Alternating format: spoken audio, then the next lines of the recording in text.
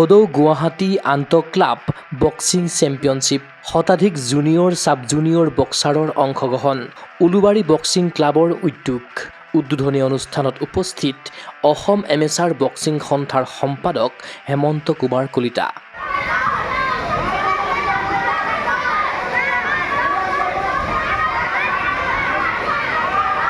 শনিবাৰৰ পৰা দুদিনীয়াকৈ গুৱাহাটীৰ উলুবাৰী বক্সিং ক্লাবৰ প্ৰাংগণত অনুষ্ঠিত হৈছে সদৌ গুৱাহাটী আন্তঃ club sub junior boxing championship. Ulubari boxing ক্লাবৰ উদ্যোগত অনুষ্ঠিত এই প্ৰতিযোগিতাত অংশগ্ৰহণ কৰিছে গুৱাহাটীৰ অন্তৰ্গত কেইবাটাও বক্সিং ক্লাব তথা একাডেমীয়ে। ইয়াৰ ভিতৰত অন্যতম Ulubari boxing club, Guwahati town club, Lovlina boxing academy, NF railway boxing academy, ৰাজ্যিক বক্সিং একাডেমী অন্যতম।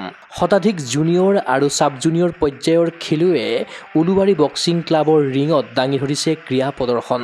শনিবাৰে ফিতা কাটি প্ৰতিযোগিতাখন শুভ উদ্বোধন কৰে অসম এমেচাৰ বক্সিং সন্থাৰ সম্পাদক হেমন্ত কুমাৰ কলিতাই। এই অনুষ্ঠানত উপস্থিত থাকিল জ্যেষ্ঠ বক্সিং প্ৰশিক্ষক পদুম বড়ো, জ্যেষ্ঠ ক্ৰীড়া সাংবাদিক পাৰ্থ চক্ৰৱৰ্তী, উলুবাৰী বক্সিং ক্লাবৰ সভাপতি মণিকা বড়োৰ লগতে কেইবাগৰাকীও বিশিষ্ট ব্যক্তি। চেমনীয়া বক্সিং খেলুৱৈসকলক এখন প্ৰতিযোগিতাৰ মঞ্চ প্ৰদান কৰিবৰ বাবে এনে এখন আন্তঃ ক্লাব প্ৰতিযোগিতা অনুষ্ঠিত কৰিছে আয়োজকে।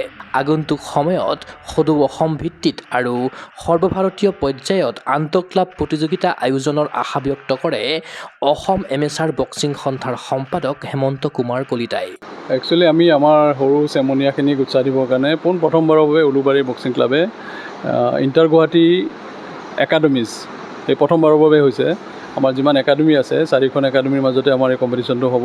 Ulubari boxing club, Guwahati town club academies, Lovlina boxing academy, NF railway boxing academy, এই 4টা ক্লাবৰ মাজত আৰু এটা আছে ষ্টেট স্পৰ্টছ একাডেমি আমাৰ গভৰ্ণমেণ্ট অফ আছামৰ। তো অকল একাডেমিৰ মাজতে আমি চেম্পিয়নশ্বিপটো কৰিছোঁ গুৱাহাটীৰ মাজত। ভাল 113জন পাৰ্টিচিপেণ্ট হৈছে। আজি আৰু কালি দুদিন চলিব আৰু ইয়াৰ পৰা তেওঁলোকে অহা ইণ্টাৰ ডিষ্ট্ৰিক্টত হ'ব লগা টিমটো নিজৰ ডিষ্ট্ৰিক্টৰ জিলা টিমটো ইয়াৰ পৰা চিলেক্ট কৰিব। কামৰূপ জিলা, গুৱাহাটী, NF ৰেলৱে তাহাঁতে নিজৰ কৰিব। আৰু প্ৰথমবাৰৰ বাবে আমি একাডেমিজৰ আমি এইটো ষ্টাৰ্ট কৰিছোঁ গুৱাহাটীৰ ভিতৰত। ইয়াৰ পিছত আমি আকৌ অল অভাৰ আছামৰ যিমান একাডেমিজ আছে তেওঁলোকৰ মাজত এটা কম্পিটিশ্যন কৰিম বুলি ভাবিছোঁ।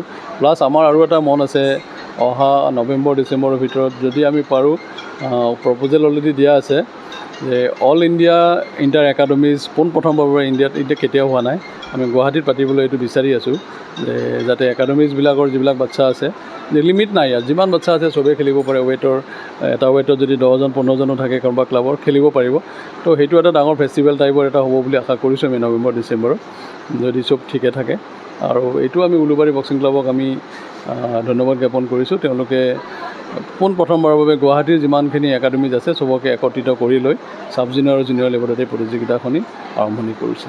সদৌ গুৱাহাটী আন্তঃ club junior sub junior boxing চেম্পিয়নশ্বিপত উলুবাৰী বক্সিং ক্লাবৰ পৰা অংশগ্ৰহণ কৰিছে প্ৰায় 15গৰাকী খেলুৱৈয়ে। প্ৰতিযোগিতাখনক লৈ আশাবাদী উলুবাৰী বক্সিং ক্লাবৰ সভাপতি মণিকা বড়ো। আজি পাৰ্টিচিপেণ্টটো এইটো কাৰণে পতা গৈছে যে আমি তাৰমানে বক্সিঙৰ কম্পিটিশ্যনটো হৈ থাকিব লাগে আৰু আমাৰ ইণ্টাৰ ডিষ্ট্ৰিক্টটো জুলাই মাহত আছে, আমাৰ নেশ্যনেলটো আপোনাৰ জুনত আছে। সেইটো কাৰণে মানে বাচ্ছাখিনি চব নতুন, চাব জুনিয়ৰখিনিতো নতুনেই থাকে, তেওঁলোকে এটা কম্পিটিশ্যন পাব আৰু আগলৈকে তাহাঁতে গৈ পেলাই যদি নেশ্যনেলত যায় তেতিয়াহ'লে ভালকৈ খেলিব পাৰিব। সেইটো কাৰণে এইটো পতা গৈছে। আৰু ইয়াতে আমাৰ লগত আমাৰ গুৱাহাটীৰ যিমানখিনি ক্লাব আছে যেনেকৈ SSA, UBC, GTC, Lovlina club, NFR গোটেইকেইটা ক্লাবে ইয়াতে পাৰ্টিচিপেট কৰিছে আৰু আমি ভালে সঁহাৰি পাইছোঁ। এতিয়া গোটেইকেইটা ক্লাব মিলাই পেলাই 80 বাচ্ছা হৈছে, জুনিয়ৰ সাব জুনিয়ৰ মিলাই পেলাই প্লাছ ইমানখিনিয়ে হৈছে। আৰু এনেকৈ মানে আমি ভাবিছোঁ যে সৰু সৰু কম্পিটিশ্যন হৈ থাকিলে বাচ্ছা আগলৈকে বহুত স্কেলটো বাঢ়ি যাব আৰু তেওঁলোকে মানে নেক্সট ডাঙৰ কম্পিটিশ্যনত তেওঁলোকে ভয় নাখাব বা আগবাঢ়ি যোৱাত মানে ভাল হ'ব, সুবিধা পাব। উলুবাৰীৰ পাৰ্টিচিপেণ্ট 15 বাচ্ছাই কৰিছে, যিহেতুকে সাব জুনিয়ৰ আমাৰ বাচ্ছা বহুতখিনিয়ে আছিলে। তেওঁলোকক আমি চাই এইবিলাকত আমাৰ বাচ্ছাবিলাক গৈছে, যিহেতুকে নতুন বাচ্ছা ইহঁত। সেইটো কাৰণে আমি একচুৱেলি আমাৰ নিজৰ বাচ্ছা বুলিয়ে নহয় বা চবৰ বাচ্ছাৰ কাৰণে সেইটো কৰিলোঁ, অলপ বেছিকৈ ভাল হওক বুলি। প্ৰথমবাৰৰ বাবে আয়োজিত প্ৰতিযোগিতাত অংশগ্ৰহণ কৰি আনন্দিত লাভলীনা বক্সিং একাডেমীৰ প্ৰশিক্ষক সঞ্জীৱ দাস। মই এটা লাভলীনা বক্সিং একাডেমীৰ কোচ হয়।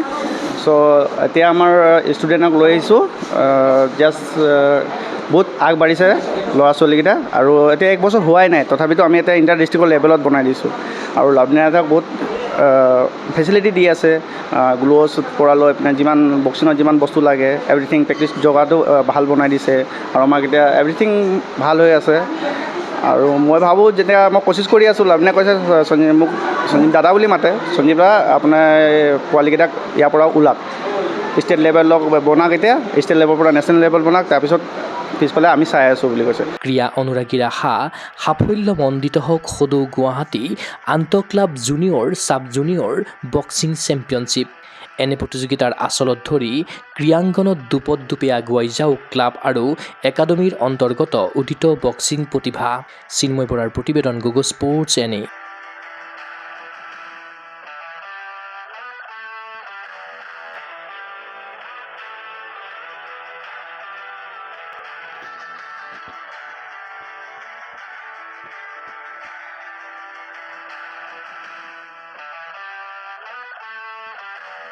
অসম তথা উত্তৰ পূবৰ কাৰাটে ক্ষেত্ৰৰ বাবে সুখবৰ গুৱাহাটীৰ ভেটাপাৰা চাৰিআলিত মুকলি হ'ল কাৰাটে ক্ৰীড়াৰ বিশেষ বিপণী তৃষ্ণা স্পৰ্টছ কিয়ৰ দ্বাৰা এপ্ৰুভ বিভিন্ন ব্ৰেণ্ডৰ কাৰাটেৰ সামগ্ৰী কাৰাটেৰ সাজ পোছাক এই বিপণীত উপলব্ধ খুচুৰা আৰু পাইকাৰী মূল্যত ক্ৰয় কৰিব পাৰিব আপোনাৰ প্ৰয়োজনীয় আৰু মন পচন্দৰ সকলো সামগ্ৰী কিয় approve model gloves kicking pad kit bag standing kick bag leg guard head guard chest guard groin guard rubber puzzle mat belt ইত্যাদি উন্নতমানৰ কাৰাটেৰ সামগ্ৰী ক্ৰয়ৰ বাবে আহক তৃষ্ণা স্পৰ্টছলৈ ঠিকনা তৃষ্ণা স্পৰ্টছ ভেটাপাৰা চাৰিআলি SB complex BR road Guwahati 28 phone number 7002853483 আৰু 84720500034